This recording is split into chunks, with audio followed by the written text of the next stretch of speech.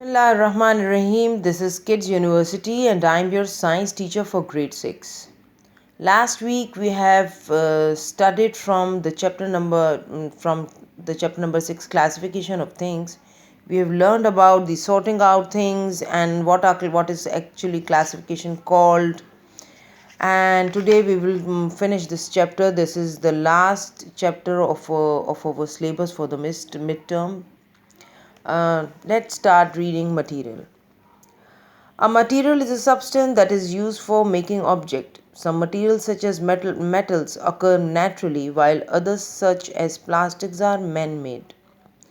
कुछ चीज़ें ऐसी हैं जो नेचुरली निकलती हैं, जैसे धातें हैं जिन्हें हम मेटल कहते हैं, जैसे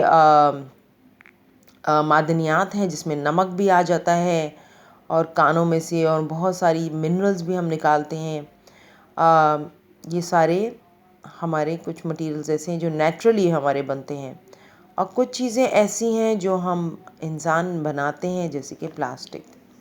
ज़्यादातर जो जिसे आप इस टेबल में देख रहे हैं, ज़्यादातर जो है वो 5 कैटेगरी में डिस्क्राइब होते हैं: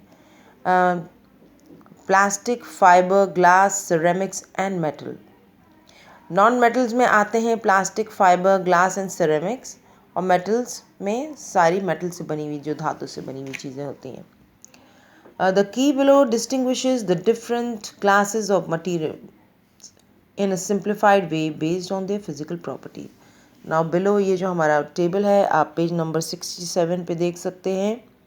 इसमें आपको बता रहे हैं कि हम क्लासिफिकेशन कैसे करते हैं और हम उनको आइडेंटिफाई कैसे करते हैं कि ये मेटल है, फाइबर है, प्लास्टिक है, सिरेमिक है या ग्लास है।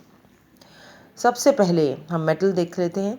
हम देखते हैं इलेक्ट्रिसिटी कंडक्ट कर रहा है या नहीं, हीट कंडक्ट कर रहा है या नहीं। अगर इलेक्ट्रिसिटी और हीट कंडक्ट कर रहा है, if the answer is yes, हम देखते हैं उसका कहीं हाई मेल्टिंग पॉइंट तो नहीं है। अगर हाई मेल्टिंग पॉइंट है तो मोस्ट प्रोबेबली वो मेटल होगा। अगर हाई मेल्टिंग पॉइंट है, यस, क्या उसकी शाइनी सरफेस है। अगर आपका जवाब यस में है तो इसके बाद हम देखते हैं कि हम उसको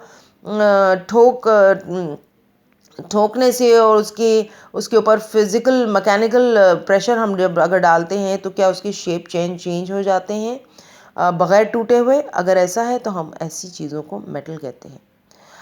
अगर उसमें से हीट और इलेक्ट्रिसिटी पास नहीं हो रही है और वो चीज़ जो है थोड़े दिन के बाद उसके अंदर टूट फूट हो जाती है, और या वो जंग लग गया या कोई ऐसी चीज़ हो के वो ख़राब डैमेज हो जाती है, वक्त के साथ साथ उसके अंदर वेयर एंड टियर्स आते हैं। अगर इलेक्ट्रिसिटी और हीट पास नहीं हो रही तो हमें देखते हैं कि उसमें कोई कोरोजन और उसमें कुछ वेयर एंड टियर्स आ रहे हैं। डज इट रॉट्स, क्या वो सड़ जाती है? अगर हाँ, तो अगर हम देखते हैं कि इलास्टिक है और इनसॉल्युबल सॉलिड है, यानी किसी चीज़ में मिक्सअप नहीं होता, किसी चीज़ में सॉल्युबल नहीं है और उसमें इलास्टिसिटी भी है।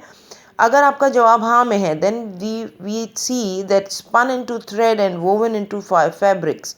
देखते हैं कि क्या वो बुने जा सकते हैं, क्या उनसे हम रेशा निकाल सकते हैं, क्या हम उनको बुनाई कर सकते हैं, क्या हम उनसे धागे बना सकते हैं, क्या हम उनसे कपड़ा बना सकते हैं।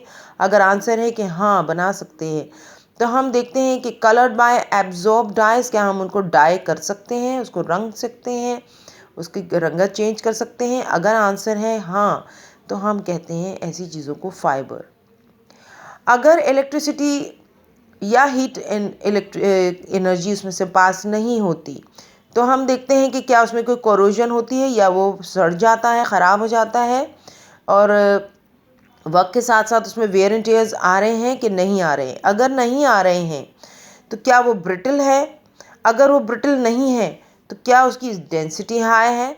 अगर उसकी डेंसिटी हाई नहीं है तो क्या वो स्ट्रॉन्ग है? अगर वो स्ट्रॉन्ग है, then does it mould into shapes before solidifying, सॉलिड होने से पहले ही वो अपना शेप चेंज कर लेता है। अगर ऐसा है तो हम उसको प्लास्टिक की कैटेगरी में डालते हैं। अगर इलेक्ट्रिसिटी और हीट पास नहीं होती और उसमें कोरोजन भी नहीं होती और उसके बाद ब्रिटलनेस अगर उसमें आ जाती है और ब्रिटलनेस होने के बाद वो ट्रांसपेरेंट में तब्दील हो जाता है, तो उसमें भी दो कंडीशंस हैं। अगर ट्रांसपेरेंट होने के बाद वो हाई मेल्टिंग पॉइंट नहीं दे रहा है और उसके बाद मुख्तलिफ़ शेप्स में अगर हीट करने के बाद मुख्तलिफ़ शेप्स में और किसी भी मुख्तलिफ़ मोल्ड में जाके वो उस मोल्ड का शेप धार लेता है और उसके बाद वो हार्ड हो जाता है, तो हम उसे सिरेमिक कहते हैं। Mould into shapes and heated in kiln और फर्नेस अंटिल इट हार्डन्स। आपने अक्सर देखा होगा कि हम जैसे क्ले है और हम उसको सिरेमिक की जितनी भी चीज़ बनी हुई चीज़ें होती हैं, हम अपने हाथ से उसको मोल्ड करते हैं, उसको ओवन में दहकाते हैं। दहकाने के बाद जब वो हार्ड हो जाती है तो फिर हम उसके ऊपर सिरेमिक की लेयर चढ़ाते हैं ताकि वो शाइनी और ग्लॉसी और ग्लेजी नज़र आए। तो ऐसी कंडीशन में हम कहते हैं वो सिरेमिक है। अगर ट्रांसपेरेंट है और सुपर कूल लिक्विड है और मोल्ड भी हो जाता है किसी भी शेप में किसी हाई टेम्परेचर में, तो हम ऐसे चीज़ों को ग्लास कहते हैं।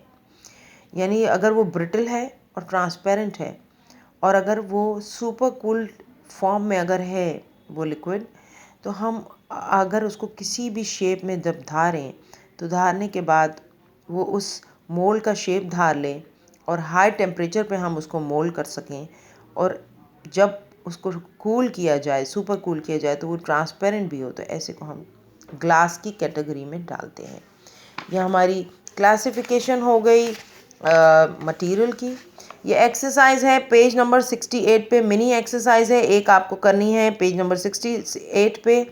आपको हेल्प लेनी है क्लासिफिकेशन ऑफ मटेरियल की पेज नंबर 67 पे, जो अभी हमने ये क्लासिफिकेशन पढ़ी है उसके हिसाब से आपने ये एक्सरसाइज सॉल्व करनी है अपनी बुक में और लाके स्कूल में टीचर को चेक करानी है। इसी तरह से पेज नंबर 70 पे भी मिनी एक्सरसाइज है, ये भी आपने सॉल्व करनी है with the help of this table 6.1 difference between a solid liquid and gas. Now let's read the state of matter. State of matter 3 होते हैं, सॉलिड, लिक्विड और गैस, और उनकी इस स्टेट की वजह से हम उसको क्लासिफिकेशन करते हैं। सॉलिड, लिक्विड, गैस की सबसे बेहतरीन जो यूनिवर्सल एग्जांपल है दैट इज़ वाटर। अगर आप उसको फ्रीज़ करते हैं तो वो बर्फ़ बन जाता है, जब वो रूम टेम्परेचर पे आता है तो वो वाटर बन जाता है, और जब उसको टेम्परेचर हाई होता है तो वो गैशियस फॉर्म में आ जाता है। Matter can exist in 3 physical states, solid, liquid or gas. All substances can exist in 3 states. सारे ही substances में 3 states हो सकती हैं depending on the temperature and pressure. When you put some ice cubes in a drink, take a shower or steam.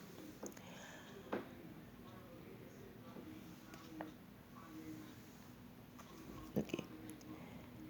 You are using water in each of its 3 physical states. The cold ice is solid, water form, the tap is a liquid, and the hot steam is a gas. Do you know the melting point of iron is 1535 degrees Celsius and its boiling point is 2750 degrees Celsius? What is the state of iron at room temperature? At what temperature must you heat solid iron to change it to liquid? At what temperature will iron change to the gaseous state? Now you know why gaseous iron is not common. You can have the answers. You can Google for those answers. At room temperature, some matter are solids, some are liquid, and some are gases, which can thus classify matter according to their physical states. Figure 6.1 shows different kinds of matter. Now, would भी हो सकता है matter में, metal भी हो सकता है, rubber भी आते हैं, ब्राउन गैस भी हो सकती है, वाटर भी हो सकता है, स्मोक भी हो सकती है, एयर भी हो सकता है, ऑयल भी होता है। ये डिफरेंट स्टेट्स ऑफ मैटर हैं। चेंज कैसे होते हैं? Change of state. A substance can change from one physical state to another by heating और कूलिंग। हम उसके अंदर टेम्परेचर ग्रेडियंट पैदा करते हैं, उसको प्रेशर प्रोवाइड करते हैं और उसकी स्टेट ऑफ मैटर जो चेंज है, state of that changes seldom. Conversion shows figure 6.2 shows the conversion diagram for the 3 state of matter. आप you can see easily कि सॉलिड है, मेल्ट होता है, हीट प्रोवाइड की जाती है, टेम्परेचर चेंज होता है तो लिक्विड में चेंज हो जाता है, और फिर दोबारा टेम्परेचर मज़ीद बढ़ाया जाए तो वो गैस में तब्दील हो जाता है। यही चीज़ है कि जब उसको ठंडा किया जाता है तो गैस लिक्विड बन जाती है, और लिक्विड दोबारा फ्रीजिंग टेम्परेचर पर चली जाती है अगर मज़ीद टेम्परेचर कम कर दिया जाए। बाज़ सब्सटेंसेस ऐसे हैं जो डायरेक्ट सॉलिड से गैसियस स्टेट में जाते हैं, जैसे ड्राई आइस है, वो डायरेक्ट सॉलिड से गैस में चेंज होती है, वो लिक्विड फॉर्म में चेंज नहीं होती। ऐसे प्रोसेस को हम सब्लिमेशन कहते हैं ना। आपने ड्राई आइस देखी होगी आपके मोहल्ले में, जब आइसक्रीम वाला आता है, आइसक्रीम वेंडर आता है, वो आपको आइसक्रीम जिस बकेट में वो लेके आता है, जिस साइकिल पे बैठ के वो आता है, और जिस बॉक्स में उसने आइसक्रीम रखी होती है, वो बॉक्स में ड्राई आइस, उसके बॉक्स की जो दीवारें हैं, वॉल्स हैं, उसमें ड्राई आइस फिल करते हैं ताकि सारा दिन, क्योंकि वो इतनी शदीद गर्मी में वो बाहर घूमेंगे, तो इसलिए उसमें ड्राई आइस भरी जाती, क्योंकि ड्राई आइस जल्दी मेल्ट नहीं होती। Give summary of process involve in the conversion of state. Process क्या है? Melting the change from solid to liquid. Example, chocolate melt हो रही है। कंडेंसेशन हम कहेंगे ऐसी चीज़ जिससे वाटर वेपर है। अगर कोई टेम्परेचर ग्रेडियंट है, मिसाल के तौर पे ठंडे पानी का ग्लास रखा हुआ है और रूम टेम्परेचर ज़्यादा है, तो जो वाटर वेपर हमारे कमरे में होंगे, जब वो कूल डाउन होंगे, तो वो इस ग्लास की दीवार से लगना शुरू हो जाएंगे, क्योंकि वो कंडेंस होने शुरू हो गए हैं। यानी कि वो ऐसा प्रोसेस जिसमें गैस लिक्विड की शक्ल अख्तियार करे, अगर टेम्परेचर ग्रेडियंट डेवलप हो रहा है, तो हम उसे कंडेंसेशन कहते हैं। मज़ीद कूलिंग के ऊपर वो चीज़ फ्रीज़ हो जाती है। फ्रीजिंग की डेफिनेशन होगी a change from liquid to solid. Water freezing, example, water freezing into ice cube. Sublimation is change from solid to gas without melting, जैसे ड्राई आइस मैंने आपको एग्जांपल दी थी, to gaseous carbon dioxide. Dry ice actually is a carbon dioxide gas. Carbon dioxide gas या तो एकदम freeze होती है और ड्राई आइस बन जाती है, या फिर कार्बन डाइऑक्साइड गैस में कन्वर्ट हो जाती है, मगर वो लिक्विड में चेंज नहीं होती। बॉइलिंग या एवोपरेशन हम कहेंगे, बॉयल करते हैं तो चीज़ें एवोपरेट होती हैं। The change from liquid to gas, आपने पानी को उबलते हुए देखा है, वो भाप बन के हवा में उड़ जाता है ना। The conversion of state is important to us. Water is heated to produce steam for running steam engines. Metals such as iron need to be melted so that they can be poured into molds to make different objects. Now they are saying कि हमारे इर्द गिर्द जितनी चीज़ें हैं, उनके state of matter change करने की अपनी एक सिग्निफिकेंस है। जैसे मिसाल के तौर पे, अगर हम पानी गर्म करते हैं ताकि हम उससे स्टीम हासिल कर सकें, अभी तो शायद इतना मौजूद ना हो, लेकिन पुराने ज़माने में जितनी इंजन्स चलते थे, वो हम भाप से उनको चलाते थे। ख़ास तौर से जो हमारी ट्रेन्स होती थी, वो स्टीम इंजन्स की होती हैं, स्टीम इंजन होते थे। Metals such as iron need to be melted so that they can be poured into molds to make different objects.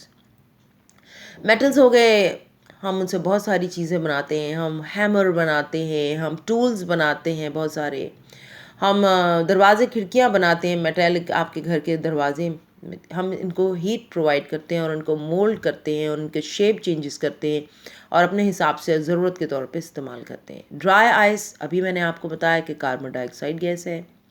जब ये मेल्ट होती है तो ये कूल डाउन होने के बजाय और ये लिक्विड में चेंज होने के बजाय ये ड्राई आइस बन जाती है, जो कि इतनी आसानी से मेल्ट नहीं होती। It takes time to melt. और जब ये मेल्ट होती है तो ये डायरेक्ट लिक्विड में चेंज नहीं होती, बल्कि ये गैसियस स्टेट में चली जाती है।